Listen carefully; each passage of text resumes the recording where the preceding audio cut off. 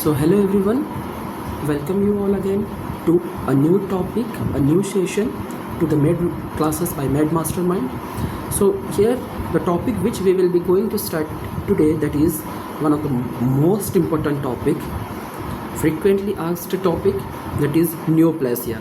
So what is neoplasia? What does neoplasia means? As the name suggests ki neo and plasia, that means neo means it's new and plasia means the growth. So new growth, that is neoplasia, and the abnormal mass the growth thus formed is called as neoplasm. And the science or the branch of medical science or the science which deals with the study of such neoplasms are called as oncology. Clear? It's all about. So here, and another topic we will be seeing here, look, it is the normal cell. In the normal cell, what happens now, there are some growth receptors present on the surface of the normal cell. So it is the growth receptor. What happens now, when a growth factor comes or arises and gets combined with the growth receptor, here the growth factor act as a stimulus. So when growth factor comes and gets combined with the growth receptor, then there occur the normal cell multiplication by cell division, and the cell growth or the cell multiplication occurs. It is the normal physiology or the normal functioning in our body. Growth receptor रहता है, growth factor आता है, आके combine करता है, जहाँ growth factor आपका एक स्टिमुलस की तरह काम करता है, और जैसे वो दोनों कंबाइन कर जाते हैं आपका नॉर्मल सेल डिवीज़न होता है. लेकिन नियोप्लास्टिक वाला सेल में उसमें क्या होता है ना, उसमें जो सेल है, सेल के सरफेस में तो हमेशा रहता है ग्रोथ रिसेप्टर, लेकिन यहाँ पर आपका ग्रोथ फैक्टर नहीं है, मतलब स्टिमुलस ही नहीं है आपका. In the absence of growth factor, without the stimulus, there occurs the cell division or cell multiplication. There occurs the mitosis. और ये आपका अनकंट्रोल्ड सेल ग्रोथ ऐसा होता जाएगा. ये जो मास ऑफ सेल आपका फॉर्म हुआ, that is called neoplasm. That is the uncontrolled growth के कारण जो आपका फॉर्म हुआ. सो ये आपका नॉर्मल मैकेनिज्म है नियोप्लासिया का. देखो यहाँ पर लिखा क्या है कि the term neoplasia means new growth. The new growth produced is called as neoplasm. The branch of science dealing with the study of neoplasm is called as oncology. ये देखो, ये आपका नॉर्मल में है, और ये आपका न्यूप्लास्टिक वाला सेल में है, जहाँ पर ये आपका ग्रोथ रिसेप्टर है, ग्रोथ फैक्टर आया, बाइंड हुआ, माइटोसिस हुआ. This is the normal physiology और the normal function of the cell division, normal cell division. Neoplastic cell में आपका क्या होता है ना, ग्रोथ फैक्टर ही नहीं है. Without the presence of growth factor ये आपका माइटोसिस हो जाता है सेल डिवीज़न, और आपका अनकंट्रोल्ड सेल डिवीज़न होता जाता है. ये रहा आपका नियोप्लाज्म फिर फॉर्म हो गया.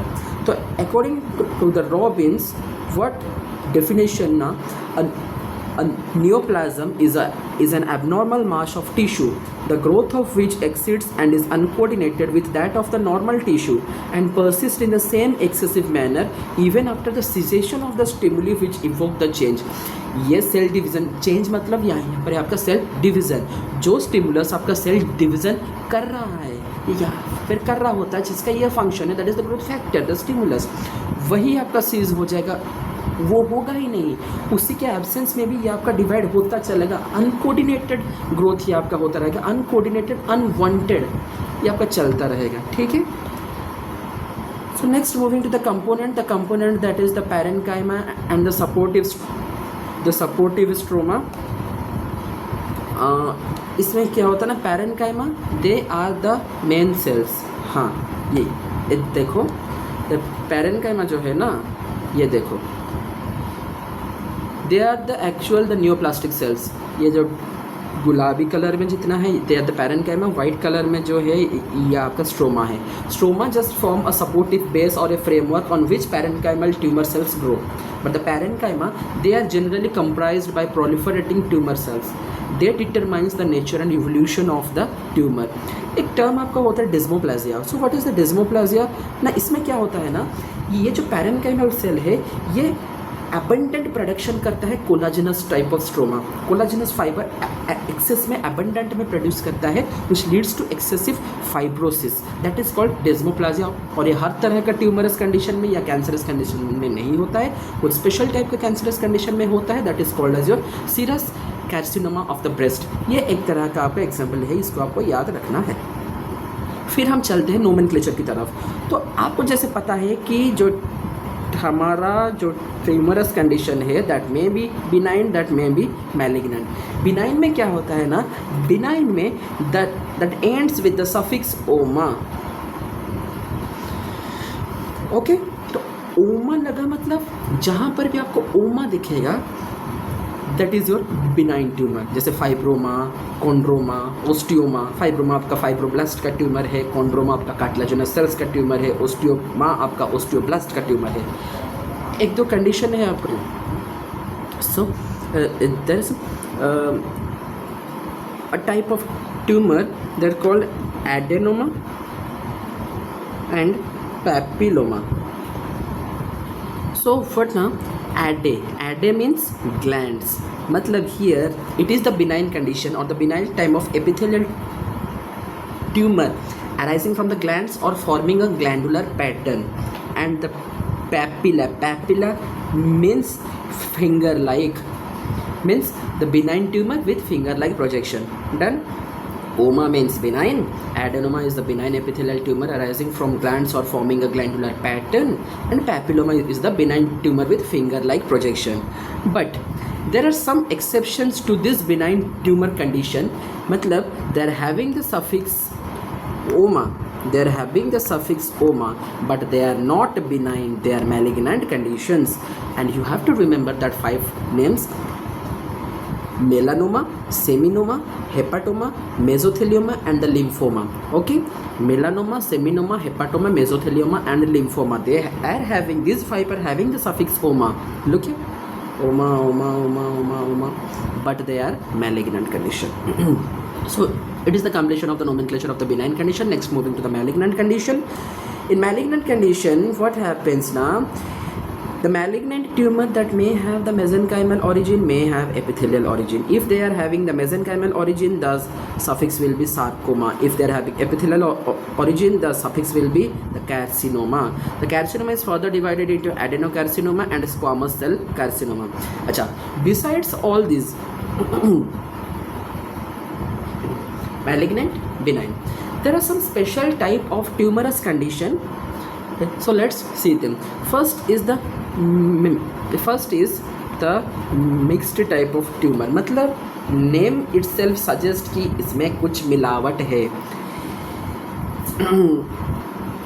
So mixed tumor, when the two types of tumors are combined in the same tumor. For example here look, adenosquamous carcinoma, adeno भी है और squamous cell carcinoma भी है.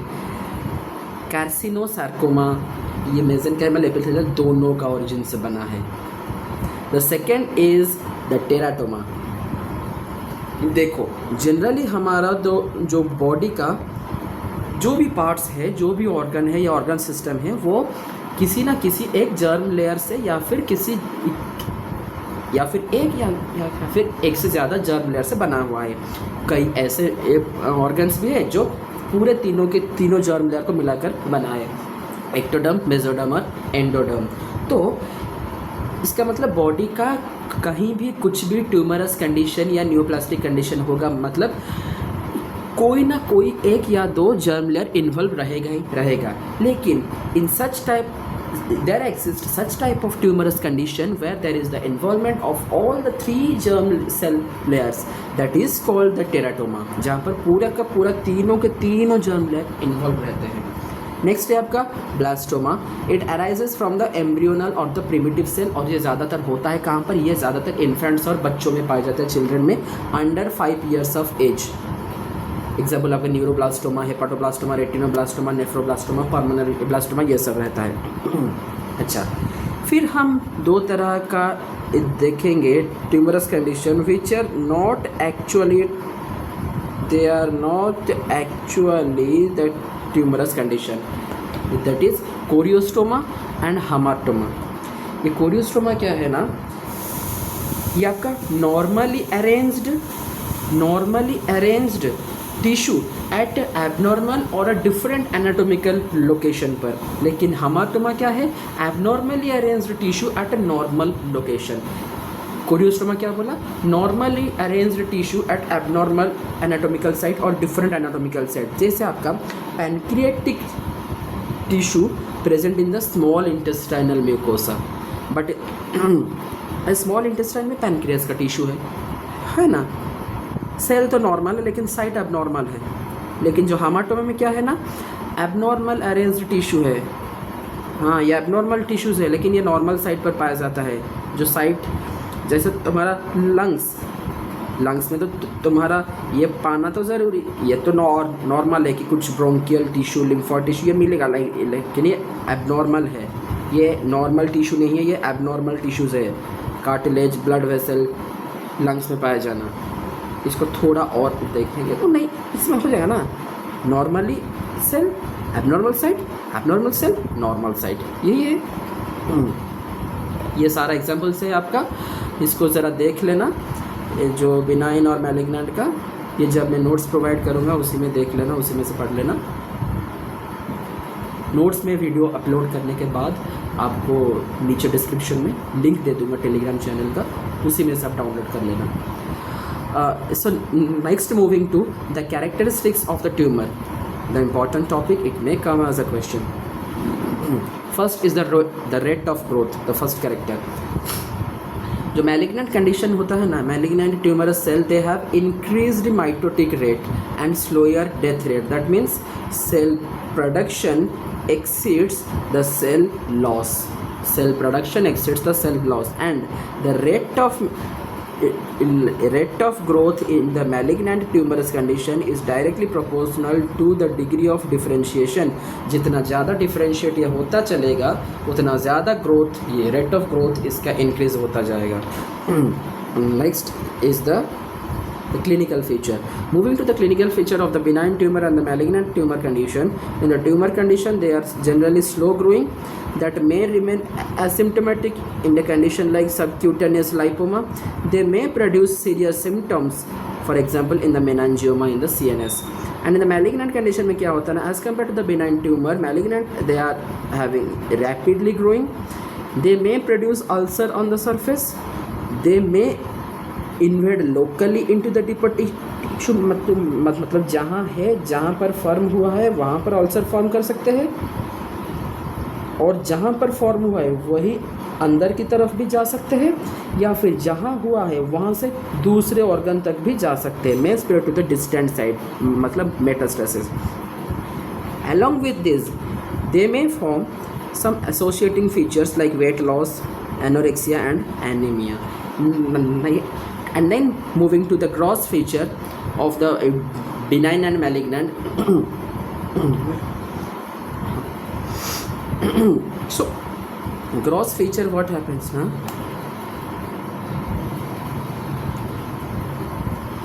The benign condition में the shape, look here, the shape is generally, ये देखो ये shape आपका generally कैसा है, spherical or ovoid, that is encapsulated और circumscribed. ये देखो ये जो white कलर का margin है ये आपका, हाँ ये जो white कलर का margin है ये आपका encircle या circumscribed encapsulated है. They are freely movable, they are more firm and uniform. कुछ boundary है तो वो uniform ही रहेगा.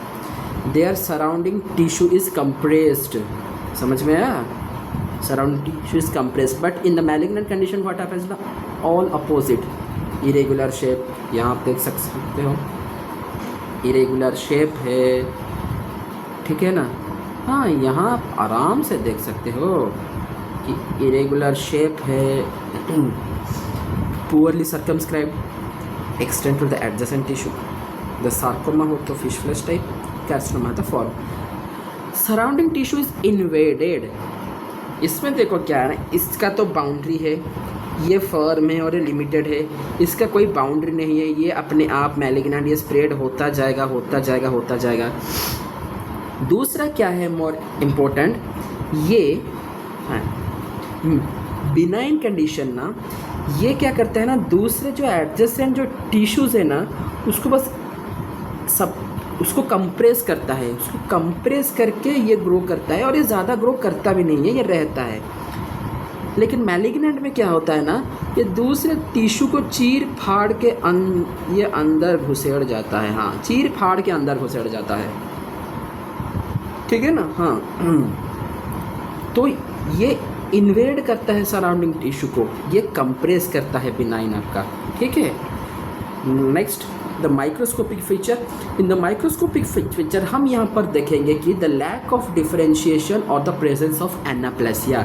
डिफरेंशिएशन क्या है? Differentiation is nothing but it is the morphological and the functional resemblance of the tumour cell to the corresponding normal cell. जो tumour cell है उसका resemblance with the corresponding normal cell, that is called differentiation. अगर ज़्यादा है तो well differentiated, ना है तो undifferentiated. And anaplasia is nothing but the lack of differentiation. ये नहीं है डिफरेंशिएशन तो that is called anaplasia. The lack of differentiation is called as anaplasia, and anaplasia is one of the hallmark of the malignant transformation. The hallmark of malignant transformation, इसको याद रखना है, it is irreversible. So कौन कौन सा ऐसे features है एनाप्लेसिया का जो जिससे हम एक नॉर्मल सेल को मैलिग्नेंट कंडीशन से डिफरेंशिएट कर सकते हैं? ये देखो, एक है सो द मैलिग्नेंट कंडीशन का सेल हम देखते हैं। There is loss of the basal polarity, presence of the pleomorphism, nucleus to cytoplasmic ratio is very high, that is 1:1। इसमें नॉर्मल सेल में आपका रहता है 1:1:4, ये आपका चेंज हो जाएगा 1:1 में, तो हाई हुआ है ना। Then presence of anisonucleosis, nuclear hyperchromatism, nucleoli becomes prominent, abnormal mitotic figures are present, presence of the tumor giant cells, increased mucin production within the cell and DNA aneuploidy. These are the 10, ये 10 के 10 character आपको याद रखना ही है। यह आपका cancerous व malignant cell में होगा क्या क्या? Loss of basal polarity, pleomorphism, N/C ratio is high, anisonucleosis, nuclear hyperchromatism, nucleoli becomes prominent, abnormal mitotic figures are present, presence of tumour giant cells, increased mucin production and DNA aneuploidy. ये देख लेना ज़रा, ये आपका metaplasia, डिस्प्लासिया और anaplasia में ये वही नोट से देख लेना, इसको हम ज़्यादा डिटेल जाते नहीं हैं। हम डायरेक्ट जाएंगे अपना इंपॉर्टेंट टॉपिक जो है आपका spread of the tumour, that may be local spread, that may be distant spread. Distant spread that is metastasis. ये जो इन्वेसिवनेस और metastasis, These are the further two important feature which distinguish the malignant from the benign condition. Benign condition में ये दोनों के दोनों नहीं होते हैं, malignant में दोनों का दोनों होते हैं। बताए ना अभी, इन्वेसिव करता है कोई कंप्रेस करता है, ये बताए ना, वही वाला है बस। So moving to direct metastasis, ठीक है, okay.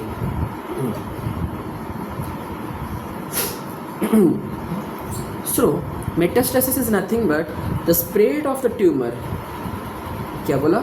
The spread of the tumour by invasion in such a way that the discontinuous secondary tumour mass are formed at the site of lodgement away from the primary site. जहाँ पर ये एक human body है, यहाँ पर आपका tumour बना है, ये यहाँ से इन्वेड करके कहीं और जाके पहुँचेगा, और ये इसका प्राइमरी साइट है, ये इसका सेकेंडरी साइट है।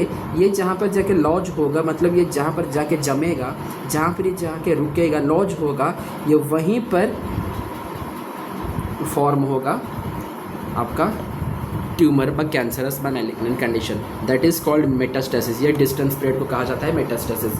तो बिनाइन ट्यूमर में मेटास्टेसिस होता नहीं है, मैलिग्नेंट में होता है। सम एक्सेप्शंस, एक्सेप्शन हर किसी में है। The glioma of the central nervous system and the basal cell carcinoma of the skin, ये भले ही आपका मैलिग्नेंट कंडीशन है लेकिन मेटास्टेसिस नहीं होता है। सो ये दो कंडीशन ऐसे कंडीशंस है जिसको आपको याद रखना ही रखना है, स्टार मार्क कर दिया है। Glioma of the CNS and the basal cell carcinoma of the skin, ये आपका ऐसे कंडीशन है जिसमें आपका है तो मैलिग्नेंट कंडीशन लेकिन मेटास्टेसिस नहीं होगा। अच्छा, ये जो मेटास्टेसिस, ये जो स्प्रेड होगा, कुछ पाथवे तो होगा, कुछ रूट्स होगा, कुछ रास्ते होगा जिससे ये स्प्रेड हो सकता है। तो what are the routes of the metastasis? One is the lymphatic spread, haematogenous spread, the transcoelomic spread. Generally देखा जाए तो लिम्फेटिक स्प्रेड में क्या है ना, ये आपका through the lymph node by lymphatic vessels के जरिए ये स्प्रेड होगा। हेमाटोजेनस मतलब ये आपका ब्लड वेसल्स के थ्रू आपका होगा, बाय ब्लड के थ्रू आपका स्प्रेड होगा। ट्रांससिलोमिक मतलब ये आपका जो बॉडी कैविटी है, जितने भी स्पेस है, ये उसी में से ये आपका ट्रांसफर होगा, ट्रांसफर आपका ये स्प्रेड होगा। तो जनरली जो कार्सिनोमा है ना, जनरली कार्सिनोमा आपका लिम्फेटिक स्प्रेड से, लिम्फेटिक पाथवे या रूट से स्प्रेड होता है, और जो सार्कोमा होता है वो आपका हेमाटोजेनस स्प्रेड से ट्रांसफ़र होता है। ठीक है, so moving to the lymphatic spread. हाँ, generally carcinoma spread metastasise by lymphatic route and sarcomas metastasise by haematogenous route. So starting with the lymphatic spread, ये आपका लिम्फ वेसल है। अच्छा, ये लिम्फ वेसल है आपका, ये आपका लिम्फ वेसल है। तो आपका क्या होगा ना, या तो इसमें भी दो तरह का स्प्रेड हो सकता है, या तो ये डायरेक्ट इसके जो ल्यूमेन है, इस ल्यूमेन के ज़रिए ये डायरेक्ट ऐसे होके जा सकता है, या फिर इस वॉल के ज़रिए ऐसे वॉल में स्प्रेड हो के ऐसे जा सकता है, हो सकता है ना। या तो बीच में से जाएगा ऐसे ल्यूमेन में से, या फिर ऐसे वॉल्स में से स्प्रेड होके जाएगा। सो ये जो लिम्फेटिक स्प्रेड है ये आपका दो तरह का होगा, बाय लिम्फेटिक परमिएशन और by lymphatic embolus formation.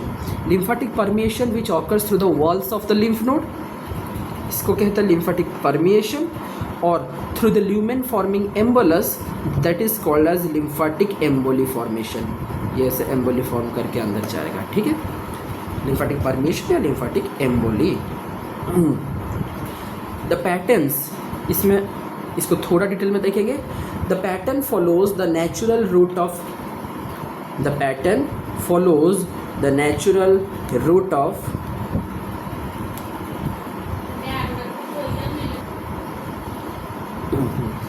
The pattern follows the natural route of lymphatic drainage producing regional nodal metastasis। वही नॉर्मल लिम्फेटिक ड्रेनेज का जो पाथवे होता है, ये वही पाथवे, हाँ नॉर्मल पाथवे ये फॉलो करता है। तो एंड ये याद रखना ज़रूरी है, the first node which receives the lymph flow, मतलब ये आपका ऐसा लिम्फ वेसल है ना, ये कुछ नोड्स है, ये या तो ऐसे एम्बोली फॉर्म करके यही अंदर जाएगा, या फिर ऐसे वॉल में से होके जाएगा। हाँ, तो ये आपका एक लिम्फ नोड है, ये एक लिम्फ नोड है, यहाँ से गया आपका मेटास्टेसिस शुरू हुआ मैलिग्नेंट जो कैंसरस या फिर जो ट्यूमरस कंडीशन का। It is the first lymph node, the first lymph node that receives the lymph flow from the primary tumor is called as sentinel lymph node। ये जो फर्स्ट lymph node जो आपका tumour को receive किया, first primary tumour को receive किया, that is called as sentinel lymph node। okay, sentinel lymph node।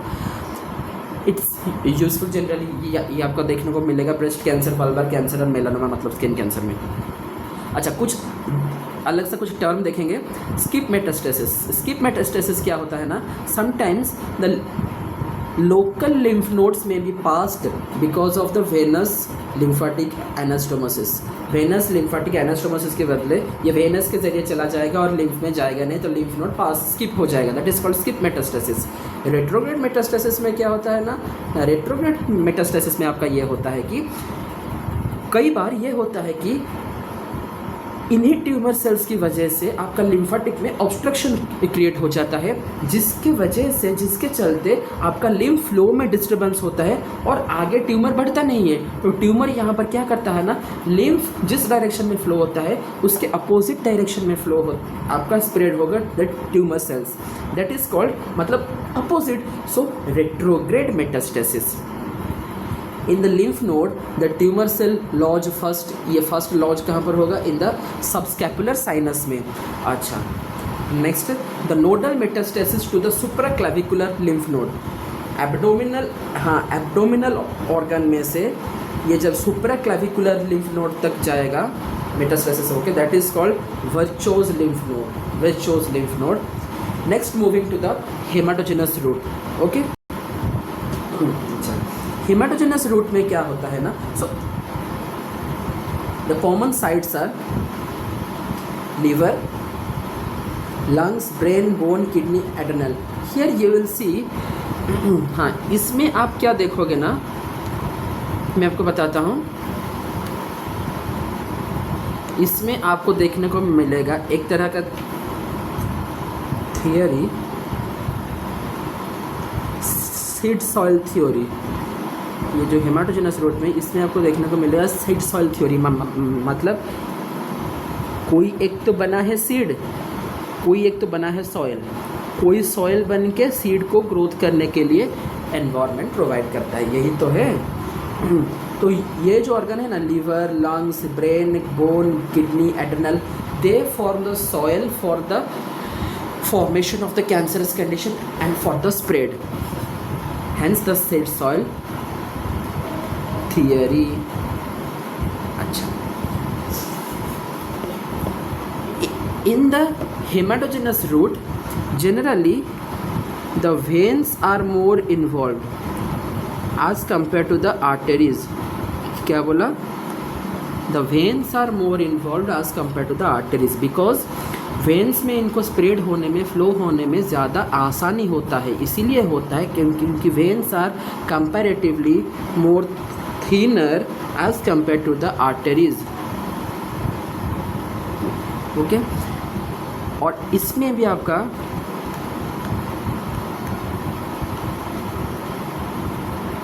liver and lungs are the most frequent organ involved in the hematogenous spread. Liver and lungs. All the portal area drainage flow to the liver and all the caval blood flow to the lungs. Done? हाँ, तो liver, lungs.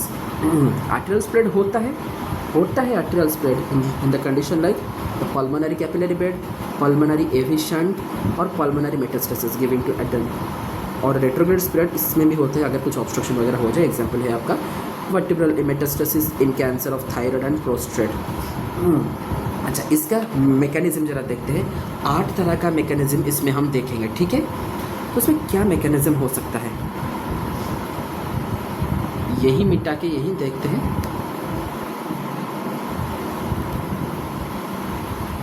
अच्छा, इसमें क्या होता है ना, first step there will be clonal proliferation and angiogenesis, that is the tumor heterogeneity.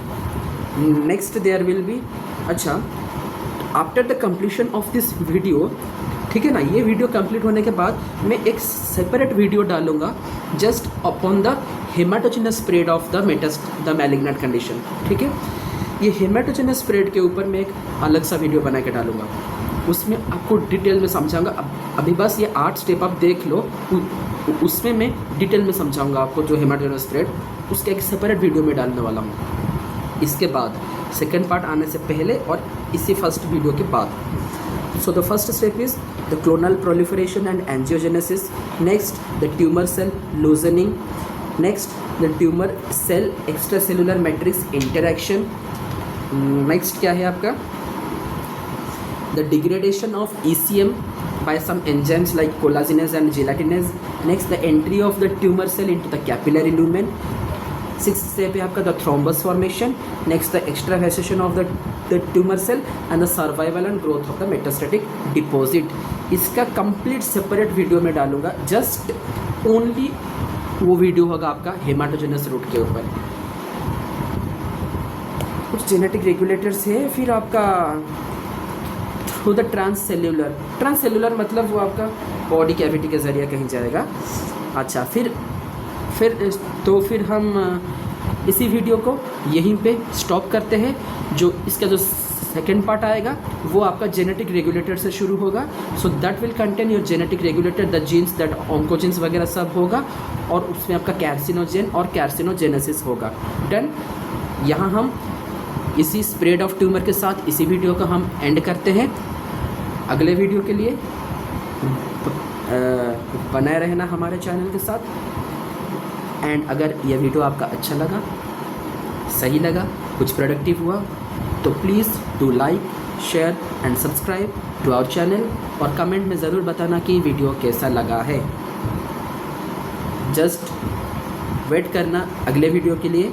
आपका हेमाटोजेनस root के लिए दूसरा आएगा, लास्ट आपका आएगा इसका सेकेंड पार्ट जो आपका जेनेटिक रेगुलेटर से कंटिन्यू होगा. So to like, share, subscribe our channel, YouTube channel, and hit the bell icon to get all the notifications regarding all the channels. ऐसे ही ऐसे वीडियो आपका आता रहेगा. Thank you. Bye bye.